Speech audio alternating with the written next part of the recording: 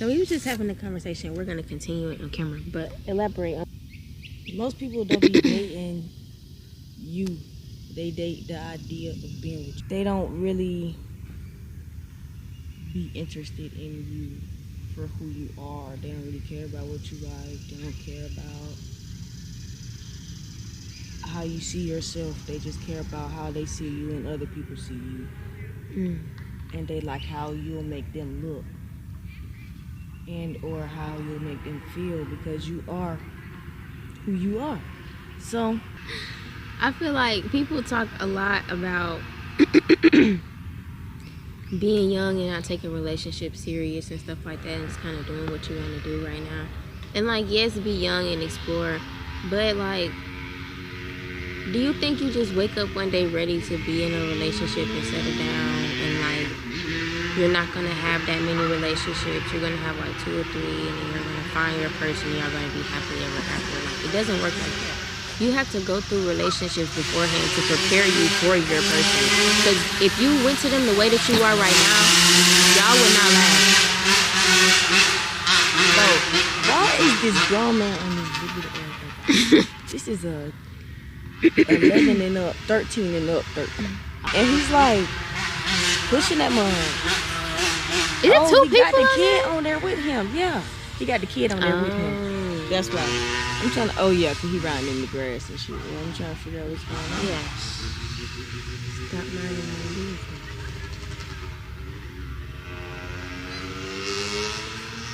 business. If you went to your person the way that you are now, you would fuck them up, and y'all would not last. Y'all would probably fuck each other up.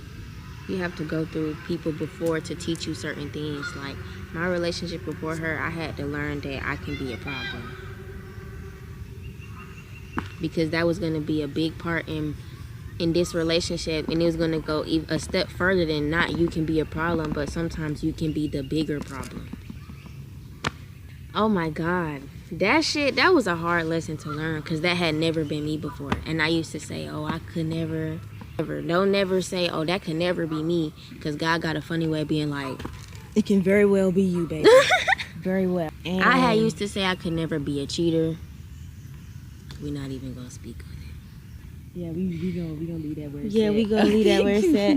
We gonna leave that where it's at. I'm a fan of dating young, dating serious young. The lessons you learn in a romantic relationship, you can carry in other relationships and just in life in general. There are certain points that a romantic relationship can show you that you can't learn with friends. You can't learn. No amount of time of shadow work, talking to God, or time by yourself can fix certain things. That's just the truth. It's just the overall development of it. And you can't look at it like, oh, I'm wasting time with people. It's not it's not time being wasted. You're growing in the process. Maybe not spent in the way that you want it, but it's for a greater cause in the end. Something I want to say too. You can't ask God for things and then you can't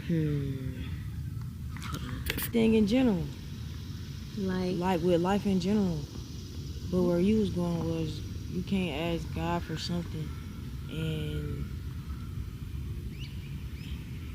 expect it to be exactly how you ask it when you asking for something that you don't really know how it's gonna come. Like, you don't know what He got planned for you to learn this lesson.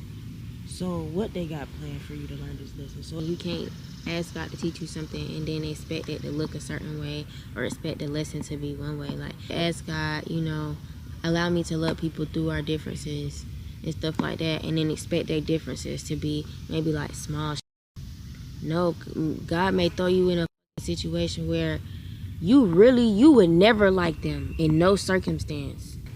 God is teaching you to love people through your differences. That's what you asked for. But when you're asking for help, let that be a lesson as well, that we're always at God's will anyway.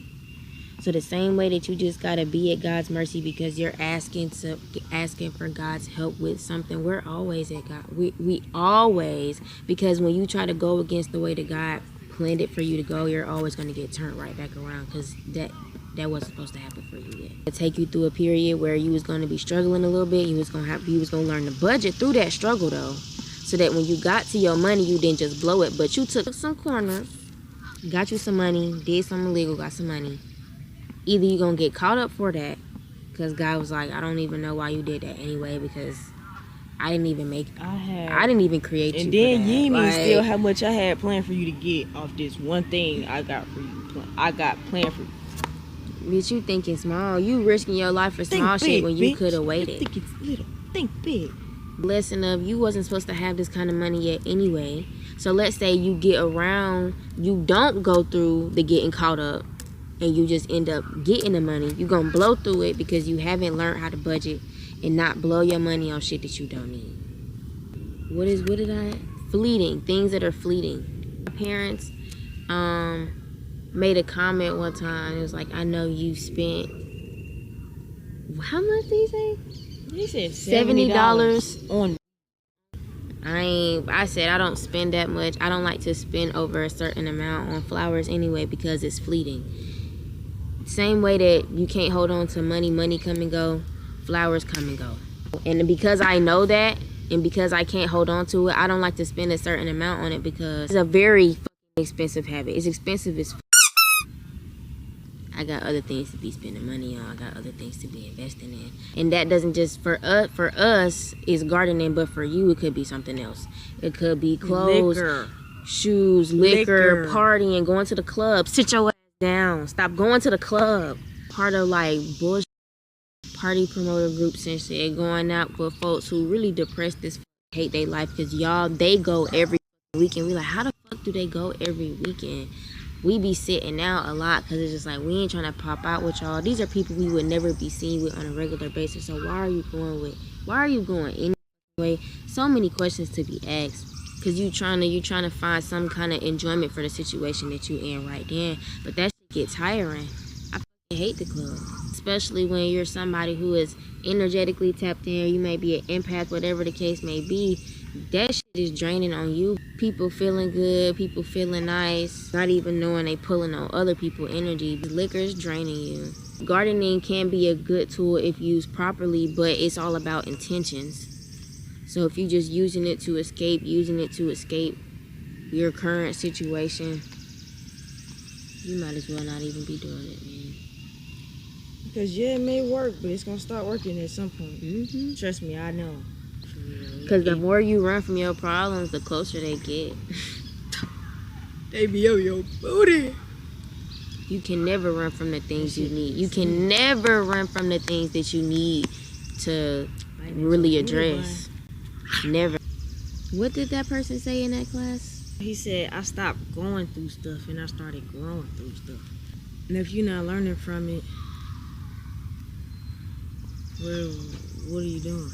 He also said, if you have knowledge, what's the point of you not using it? Knowledge is power. There's knowledge everywhere. There's lessons in everything. The enemy, whatever enemy you believe in, it could just be people in your life sending you negative energy. They want you to look at the semantics, the surface level. Because when you get caught up in the surface, you can't really see the deeper lesson in it. When you look deeper, it's harder to get really angry and caught up in things, because it's like, I understand what's really, really going on here.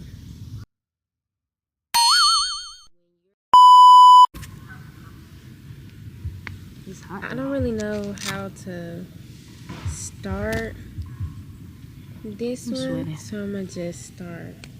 So, what you say? I'm sweating. What about you was originally about like boundaries, healing people? Can we show them the baby ducks? Yeah, go ahead real quick. Y'all see them?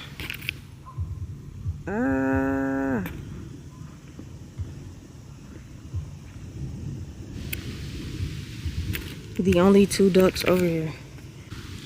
Okay, so we're back. People pleasing tendencies and living for other people looks like doing things for outside validation, allowing the opinions and beliefs of others to dictate your actions or your beliefs, bad boundary enforcement if you even have boundaries at all, continuing to allow access to your energy after they should be cut off, making excuses for why people treat you a certain way, and putting people before yourself in any aspect. So that could be in terms of getting people places, taking care of your mental health. You always letting people vent to you, but nobody's there to listen to you when you need it. All kind of stuff, you know. So my approach to healing these kind of things is gonna look different from other people. So honestly, you have to start with yourself. You can't say that you want to fix any relationship with outside people before you do that within, because that's the start of all your problems. If you have a good sense of self and you have a good relationship with yourself, half-ass relationships from other people isn't even going to resonate with you anymore. It's going to be like, what are you doing? You're getting into the nitty-gritty. Take out your notebooks. Where do I start? Seeing yourself as who you are and not who everybody tells you should be or who you have to be. And like, this goes for, I want to start this out by saying this goes for any and everybody. Friends, romantic partners, family, any and everybody. Nobody's off limits. Nobody's telling you who you have to be, what you will be, what you can and can't do. Now, if they're keeping you safe, if they're telling you you can't do certain things because it's not safe, that's different. Sometimes your parents are just looking out for you. But if it's a situation where they're dead, like not letting you be yourself because of their own beliefs. So through this process of getting to know yourself, think about it like setting the standard. Like I said, the relationship you have with yourself is the basis for all the other relationships you're going to have outside of yourself. And a relationship you have with God as well, because being connected in that way, having not just yourself but God as well to tell you, because God can hear conversations that you're not there for. God can see things and intentions behind things that you're not aware of. So having that connection is important as well. For more examples, if I already didn't say enough, if you don't know like what you'll tolerate, what you won't tolerate, the things that you expect from the people around you, how do you expect to come in contact with the right people, attract the right people? How can you expect for those around you to appreciate you if you don't even know the best attributes about yourself, or even allow yourself to take up space and shine the way that you should? Because we're trying to change who we are and become a different version of ourselves, a version of ourselves that loves ourselves more, has better boundaries, lives for us and not for the comfortability of others, we have to release the version of ourselves that we are right now. This version of you does not serve you or your purpose. God did not create us to be enslaved to the words and opinions of others. The only criticism and acceptance that matters is God's. In order to sift through the muck and uncover yourself from underneath, you must rid yourself of people, places, and habits that keep this version of you alive in continuous cycles. You haven't been allowing yourself to take up space. You haven't been being yourself. You've been allowing the opinions of others and outsiders to influence you, whether you're ready to admit that or not. You know, you ride in waves and trends that you see on the internet. You're not being yourself. You allow other people to tell you what's cool and what's in right now. You can participate in some things, you know, because the internet be doing this thing, but like, your entire wardrobe or entire being is like what you see on the internet. Like, because we're trying to change, we got to release those people. You haven't been allowing yourself to take up space. The people around you are not used to you taking up space. You're realizing that you're in unhealthy relationships around you. The people around you are not going to be super duper supportive of the fact that you finna get ready to start trying to stand up for yourself or heal. You have to purge. I said this in the video about fasting, but when you're trying to take steps to be better, you have to purge. You have to get rid of all the things that will hold you back in the process. And so from there, from purging, God is going to isolate you, right? Where you at in life, if you go to school, if you work, if you do both, you're going to be doing the things that are necessary in your life, and that is it. All the people around you that aren't needed, gone. All the places you don't need to be, you're not going to be there. If you try, God is going to intervene, because if you've asked for God's guidance at this time and you're allowing God to put their hands in your life for real, and you finally accepted that you can't control everything, God is going to continuously snatch you out of things and out of relationships that you don't need to be in, because you asked me to keep you alive, and that's what I'm doing. You have the option to purge beforehand just to get yourself ready for it, but if you try to go back, God gonna tap you back in line. Yeah. The more you try to keep fighting it, the more painful it's gonna be. Just release it. Just let it go. During this time, your energies is going through a lot of transmuting, a lot of shifting.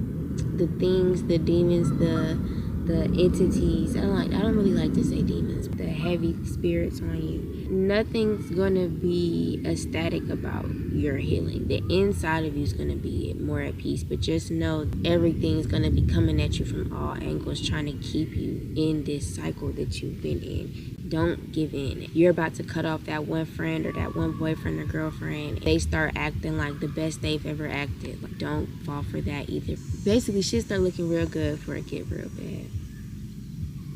So yeah, don't fall for that.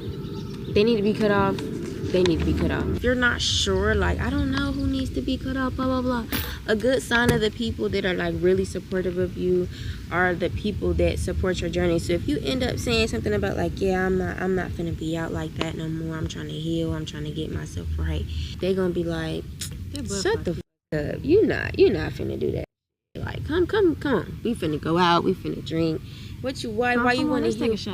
What you wanna heal for? That nigga girl, hey, we finna go outside, Them hoes not your friend. They don't give a niggas be like that too. Them folks don't give a fuck. And sometimes maybe your friends do give a fuck about you, but they not on the vibration to be able to tell you, you know what, you wanna heal. Like, what's that gonna do for you? Some people, it sounds so different. They've never heard nothing like that before. Like, heal what you like. You can't get caught up in what everybody else believe and think around you, because a lot of the times we gotta step out and see for ourselves. Because listening to other people ain't gonna have you nowhere but lost and confused. Everybody's life looks different for them. So you can't listen to everybody's advice about how you're supposed to live your life, because that's how you're supposed to live your life. That may not mean the same for me. You gotta take that step out and heal on your own, find your own relationship with God, and do your own research on stuff, find your own practices. I will always preach relationship over religion in their own relationship. If you want to still dabble in religion, just a different one, that's cool too. But anyways, even if you don't believe in religion at all, yeah, you're still a spiritual being. You have to have some type of connection. Another good thing to practice at this time when you're releasing people, detachment, accepting people for who they are right now and not holding on to like history. We've been friends for so long, or they used to be like this, or I know they can be like this because, like, no, like, who are they being to right now? How do they make you feel right now? If they are not in alignment with the life that you're trying to live, how you want to feel with the people around you, you have to let them go, and you have to be completely okay with that if you truly want to live the life that's meant for you. You have to be okay with cherishing memories and just moving forward with the lessons that you were left with and the memories you were left with, because sometimes a lot of times people are lessons. Everyone's not meant to come with you or be in your life forever. Some people are just good to have for this moment, in your life to have for this moment. I'm going to read off the page. Because we are all evolving and changing, you met them. Actually, I'm going to start all the way from up here. Cherish the memories and move forward. You don't have to take everyone with you, especially when you're young. We typically grow apart from people we were once close to, because we are all evolving and changing. And this is not just when we're young, this is through life, period, because we're still evolving and changing even as we in our 30s, 40s, 50s, 60s, 70s, and ongoing, okay? Because we are all evolving and changing. You met them and were in union with them when you both needed to.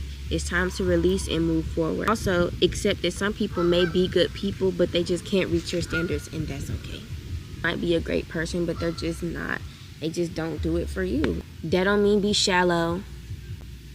That don't mean be an ugly person about it. You just not the kind of person for me, and that's cool. Love from a distance. It be situations where people not meant to be what you want them to be in your life. For instance, with family. Say your mama, you supposed to want your family to be your biggest support system, but it be situations where they the biggest haters on your team. But when you release that though, get through that pain and release it, the support you're going to get from the people that are meant to support you is going to be 12,000 times more effective. What the things God has waiting for you is better than the things that you wanted but didn't come to fruition, I promise. If no one around you needs to be cut off, or if you don't need to go y'all separate ways, they'll respect your time alone. You'll know that this time God will be trying to show you. God will be revealing the things to you that you need to let go of and purge. You know what I'm saying? And I already said before, if you're not trying to be with it, God's gonna make you get with it, so don't try to run from it. Also remember that friends respect space, but friends check on you. Don't get caught up in the friends that kind of forget about you and don't say anything and then be like, oh, we want to talk to you. Or text you out the blue and be like, where you been at? You done fell off the face of the earth. You done moved and you done forgot that we existed. But it's we ain't just heard like, from you in months. Where you been? But it's just like, ain't nobody checked up on me and made sure I was okay. Didn't nobody make sure nothing was going on. Not, y'all wouldn't even know if I was dead, because y'all don't even reach out. But y'all will text me when y'all doing something. Need somebody who truly gonna liven up some stuff. Whatever they might have you around for, whenever that situation comes up, now is you need to have me around. Whatever your situation, your circumstance may be, don't fall for that shit. It's never genuine. A lot of times they just be trying to be in your business, see what the fuck you got going on. That too. Your real friends are gonna check on you and make sure that you're good and support you through your process. They might even be willing to learn. If you find yourself completely like isolated at this time, like barely talking to anybody, like you lost all your friends, you don't leave the house no more, your life is quote unquote boring, it's working. That's not boring, that's called peace. A lot of us who are conditioned to chaotic lifestyles and chaotic energies, we don't know, we mistake peace for life being boring. It's a process, it's something you're gonna have to work through, because even sometimes I find myself being bored, but it's just like, girl, your life just peaceful. It just ain't. You're just supposed to be chilling, enjoying the breeze right now. You definitely got to be careful what you ask for, because you can be, oh, my life's so boring, I wish something would happen, I wish da da da da. And something happened and then you crying. You just said something, bitch. You didn't say a good something, a bad something, a life altering something. Fuck around and ask. If you're not in a party, you're not getting drunk, you're not none of that, you was seeking refuge from those things. Let me tell y'all something about the club. It's about to be on a year that I ain't been to no party, no club, no nothing. And all I have to say is, it's a lot of energies at the club. It's a lot of energies, people running from shit, a lot of heavy shit they running from. That liquor don't do anything but make it worse, because you meeting people you don't need to be meeting. You intertwining yourself sexually, spiritually with people that you don't need to be intertwining with, on top of the fact that y'all drunk. So all kind of spirits got access to you right now. Just be thankful for your peace and that God has kept you hidden and kept you safe, because that's what it is. Kept you safe from energies and situations that could really fuck up where you're trying to go. Align on God's path and what God wants you to be doing is going to get you to where you're trying to go faster than trying to do it your way and mingle and do shit in between, because them energies of the people that you mingling with is gonna fuck you up. So just enjoy the peace. Okay, in your isolation period, disclaimer, the following process is not fun. It's not fun at all.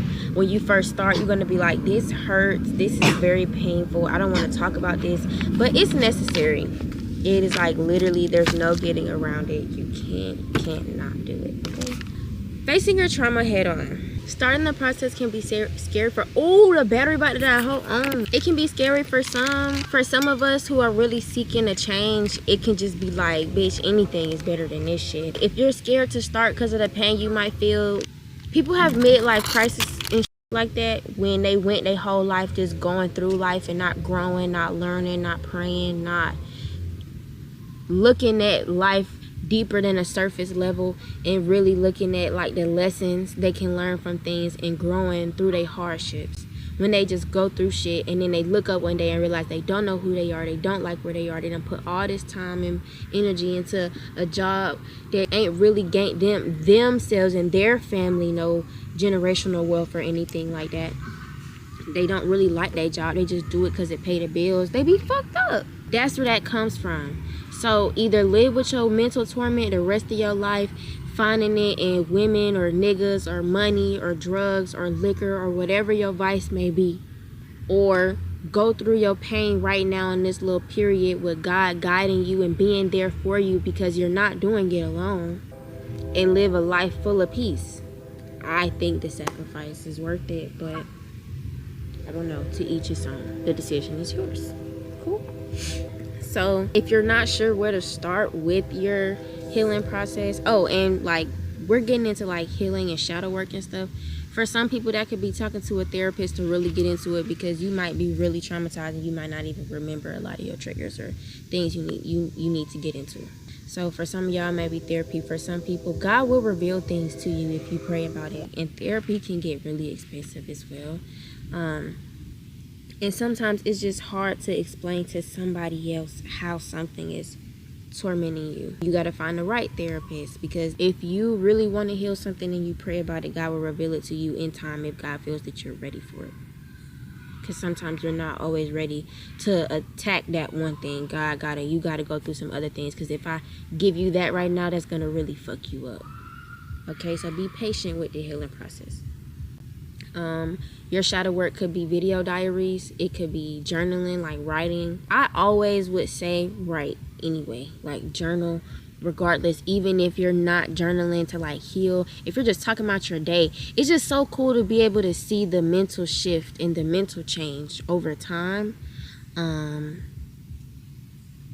and just where your life is, where you are at that time. Recall things you wouldn't have been able to recall because it was insignificant to you at the time, but later on it meant something.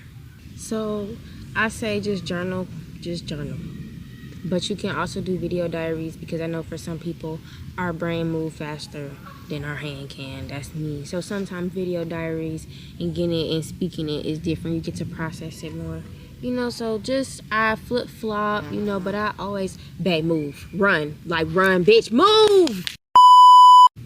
If you're not sure where to start, pray for guidance, ask for God to help you, lead you in the right direction, like I said. But if you're asking for certain things to be uncovered, certain triggers and stuff, don't be shocked to find yourself in conflict with people, or find yourself in very uncomfortable situations, or situations where you might be upset, because those are probably situations where God is trying to show you where a trigger may lie, or where somewhere you need to dig deeper and figure out where that emotion comes from. Or simply if you just need to cut people off. Yeah. Like if you're asking like, oh, who I need to cut off, and you find yourself in a whole bunch of conflict with folks. Conflict or constant. Or they pissing you off, or like something dramatic happens. Like, yeah. You can't ask for God to show you and expect for shit to always be peaceful, or it's gonna be cool, or no. You can't ask for something and then expect it to happen a certain way. Like, no, it's gonna happen how God intended it to, because God's in control here. Okay? For an example, someone calls you ugly and you like, I'm not ugly, and you start going up. Why did it bother you so much? If you know you're not ugly, why does an outside opinion, another motherfucker is calling you ugly, bother you so damn much? Were you made to feel ugly at some point in your childhood and it left a stain on you? Whether that be from family, whether it be at school, whether you just never heard it for real growing up, or you were always compared to somebody else, or just never made to feel. You know what I'm saying? That's just an example. That's not the end all be all. Wherever your issue may be, a lot of the times the things we struggle with, our triggers lie in our childhood. Our brains are not old enough to process. It's other factors involved. Go back.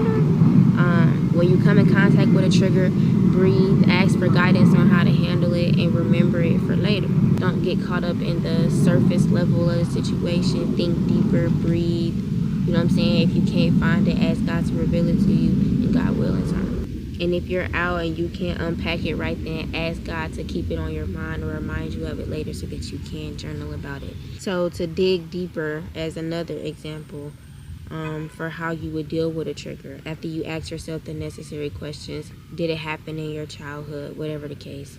If it did, when did it happen? How did you feel? Did you say anything to yourself? If you did, what was it? For example, if you were made, if in your childhood you were constantly compared to a sibling and made to feel ugly, was there anything that you would say to yourself in your mind when your parent would call you ugly or insult your looks? Do you see patterns in how you speak to yourself based off of what your parents used to say? Is it reaffirming the negative belief or something from that event? Has this shown up in other time and places? In your adulthood or growing up? How often? With whom? How do you feel when it happens? How do you react? How do you feel after you react? Why does it, how does it tie into the original events? Just for a list of questions to ask for. These are all examples. This is not the 101, okay? I don't have all the answers. You have to do more research and more looking into healing and guidance and stuff like that on your own time. After we uncover all of these things, where things came from, all the necessary questions, now we have to move into actually healing stuff. From here, we have to forgive all the parties involved, because as cliche as it sounds, forgiveness is for the sake of your peace and it is not for them. Fuck them. And best believe God's going to rectify it all. It's not your job to be done. It's not your job to be worried about that and worry your little brain about it. Worry about what God told you to worry about and move forward. Forgive them. Okay? Their lesson is coming. Giving grace is a necessary part of forgiveness, because you can be like, we've all not been the best version of ourselves at some point in our life because we were hurting from something or something triggered us and it didn't have anything to do with the person on the other side of it. You can be like, how can I forgive my parents for something like that? Everybody has things that happen in their life. Life happens to everybody, right? And unfortunately, healing and bettering yourself on a spiritual, emotionally intelligent and mature level was not something that people really talked about when our parents were growing up or when that generation was growing up. You have to understand that if it's taboo to them and they kind of behave a certain way, it's just because of how they were brought up. It doesn't make it right. No, that you have to meet people where they are, right? For example,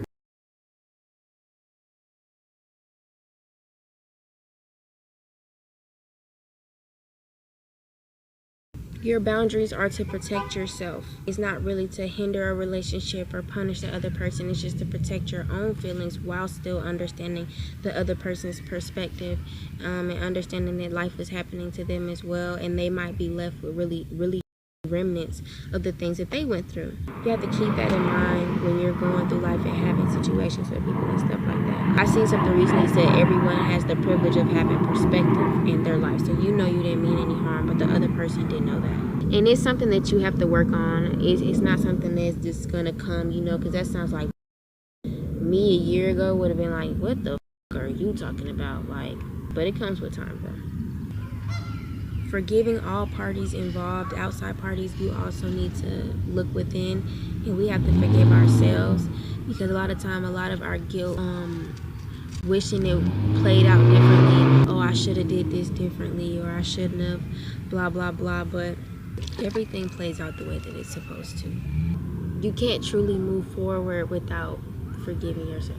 After we deal with learning our triggers, healing our triggers, things like that, now we have to deal with the aftermath of all of that stuff, because now we have habits, mindsets that come from this broken, depleted version of ourselves that we're trying to heal and uplift. What feelings are you left with? What are some things that you say to yourself? What should you start saying instead? What are actions you can take to counteract the remnants of your trauma?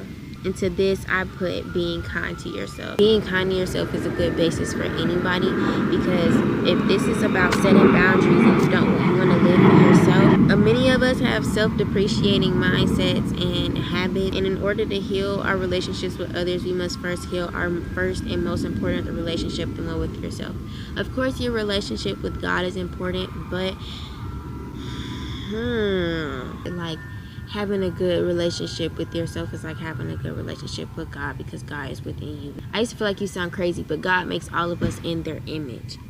You can't have a good relationship with God and be disrespecting yourself. Let me elaborate on that. Self-depreciating is like speaking negatively to yourself, speaking down on yourself. So, for example, when you make a mistake, what do you say to yourself? If you're not sure, watch times where you might make a mistake, or when someone else treats you poorly, or you find yourself feeling less than in a situation. When you make a bad decision, what do you say to yourself in those moments? How do you feel? Really think about the things that you say to yourself and look at it from an outside perspective. I dropped my books in the hallway and my boyfriend went, "You should." You would be like, what the f-? They make that joke all the time. Yeah, that's not a joke. They're dead serious. Well, do you do that to yourself? Because I have news for you. Stop saying that. That's not a joke. Like, you don't say stuff like that about yourself as a joke. If you were looking at it, a conversation, and somebody said that to somebody else, and you would be like, they only did da da da. Why would they do that? Why would they say that to them? Why would you say that to yourself? If you wouldn't want somebody else to say it to another person in front of you, if you wouldn't say that to somebody else, why would you say it to yourself? That is so backwards. If you should treat anybody the best in your life, it should be you. We make bad decisions, we make mistakes, life moves on. It's not that deep. And if anybody tries to make you feel bad or guilty about your mistakes, and they try to keep you attached to an old version of yourself, or try to remind you of the mistakes that you made, you can't get caught up on that. And just know that you know who you are in your heart, and God knows your heart, and God knows who you are, who you're changing to be. The devil knows us by name and calls us by our sins. God knows our sins but calls us by our name. That just doesn't have to go for the devil, that can go for people too. It's about your heart, where your intentions are. There's so much peace in a relationship with God, and just knowing it doesn't matter about other people or what other people have to say about you and your life and your decisions. You and God had a conversation about what you be doing. God chose your ass out for some that you need to do. God pointed you in the right direction, baby. Okay then, that's all that matters. Nothing else.